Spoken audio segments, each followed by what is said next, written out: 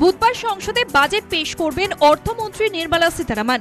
টানা সপ্তমবার বাজেট পেশ করতে চলেছেন। স্বাধীন ভারতের ইতিহাসে এও এক রেকর্ড। নিত্য প্রয়োজনীয় দ্রব্যের অগ্নিমূল্যের সংকটে সাধারণ মানুষ। দ্রব্যমূল্য কমুক, গ্যাসের দাম কমুক, বাজেটে প্রত্যাশা গরিব মধ্যবিত্ত মানুষের। সবজির দাম প্রচুর, অনেক দাম বেড়ে আছে, সেটা যদি দাম কমে তাহলে খুবই ভালো। আর গ্যাসেরও তো দাম মোটামুটি দাম বাড়াই আছে, 850 দাম আছে। সেখানে যদি আরও একটু আমাদের মতো মধ্যবিত্ত ঘরে একটু দাম কম হলে খুব ভালো হয়।